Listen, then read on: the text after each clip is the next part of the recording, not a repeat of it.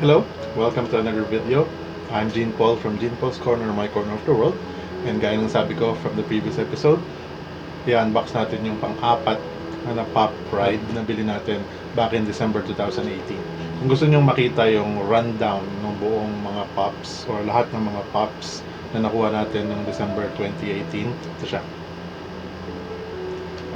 So, gaya rin ng nasabi ko na nakaraan, pang 15, 16, 17 pop ride yung previous episode, yung tatlong Hogwarts Express engine and carriages. Ito nakuha natin din to nung December 1. Ito yung pang-apat, gaya ng sabi ko, 18th Funko Pop ride sa collection natin. And this is the red one. So this is pop rides from Disney number 35. Of course, from Disney's Lilo and Stitch. The red one. And astig yan. Let's check out the box first.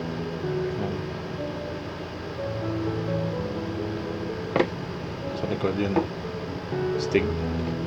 Isa rin to sa mga pop rides na merong stand. Sa astig yan.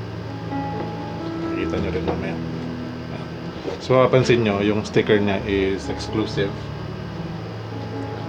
Ang original sticker niyan, store exclusive, yung box lunch exclusive. Pero syempre nakuha natin yung international release, which is exclusive kasi store exclusive siya. So yun, check nyo na yung box. So let's open it up. What was that? I don't think he's on the ship anymore. Confirmed! He's taken a police cruiser! Yeah, he took the red one.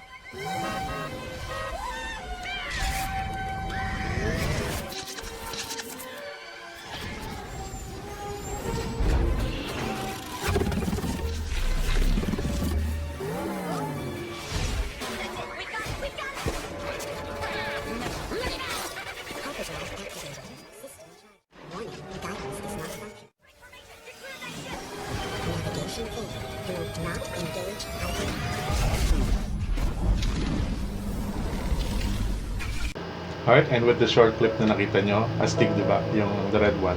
Tapos yun lang pala yung kulay red, at kaya ang tawag is the red one, yung kalaban, sabi niya. Nakakuha daw si Stitch ng cruiser and he picked the red one. This is the red one, astig. Tapos kung ano yung nakita nyo dun, sa clip na yun, gayang-gaya, kuha lahat ng details niya, astig. Tapos pati si Stitch. Hindi siya natatanggal kasi medyo naka-fix siya sa loob niya. Some or most ngayon of the Funko Pop rides hindi na natatanggal yung pop mismo dun sa loob. So let's check out the details, and of course nakita nyo merong stand para angat siya, and then hindi siya talaga naka-parallel or hindi siya talaga naka-ayos, which gives it better astig factor. Then of course yung si Stitch is cute factor. Tapos kuha lahat ng details ng cruiser. Yan. Kahit na yung nasa loob na parang mga missile niya nandun sa kabila.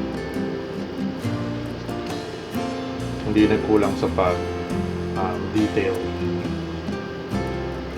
So, boosters kahit sa ilalim, hindi siya tulad ng iba na minsan itim lang lahat sa ilalim niya, mayroong mga kulay-kulay. And then si Stitch, and then complete siya ng mga arms and feet, and nakahawak sa parang manibela niya, tapos yung dalawa din kabila dun sa parang other controls. And then of course yung paa niya, hindi niya masyadong makikita pero upo kasi siya yung so, and then Stitch naikot yung antena niya, malambot. And then syempre si Stitch.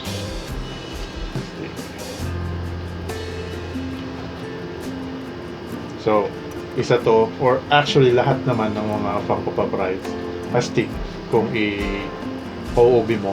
So yung mga meron dyan, i-OOB nyo na para mas ma-enjoy nyo yung Funko Pop rides.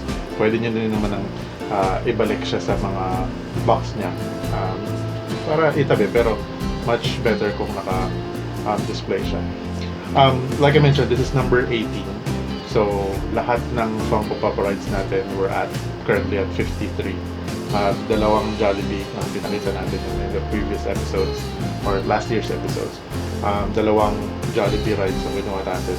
And I mentioned, isang Jollibee delivery ride para sa Funko Pop rides, and then yung isa para sa Jollibee na collection natin. Pero, of course, considered 2 pop rides sa collection Jollibee. Right, so mahaba-haba pa yung tatahakin natin para may makita o ma-unbox natin lahat ng mga Funko Pop rides. Okay, so enough updates. I will check and see the paikot of this Funko Pop ride as well as the comment chapter.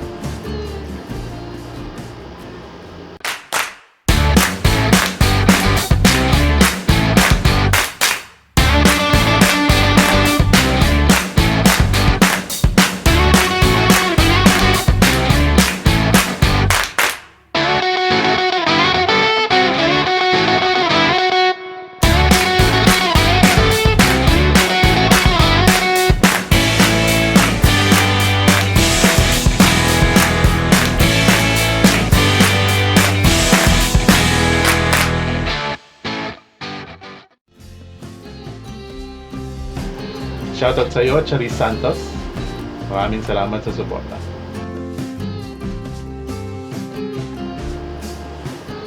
Okay? Yan, thank you very much. As well, may shoutout ka ulit, Charis, kasi sa comment mo. And then, yun nga, yung episode na yun, medyo nakadedicate sa'yo.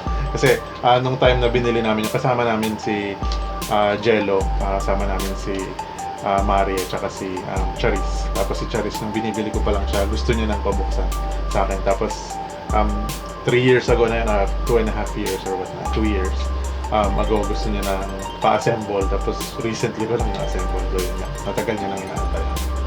Okay, so yun lang for this episode. Thank you very much for watching. Of course, before we end this video, today's advice. And today's advice: the quickest way to acquire self-confidence is to do exactly what you are afraid to do.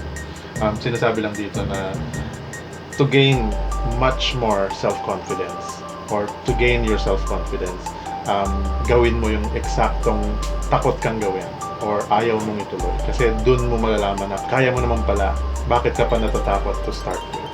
And then dun na magsisimula yung unti-unting confidence mo for other stuff. Kasi kung kaya mo naman palang gawin to, yung kinakatakot mo, mas kaya mong gawin yung mga ibang mga gawain, yung ibang mga tasks. And that would bring step by step or boost your self-confidence in life. Of course, self-esteem as well. Alright, so yun lang. Thank you very much for watching. Like, comment, and subscribe. Do whatever makes you happy as long as you don't step on other people's happiness. Thank you very much for watching. Have a wonderful day.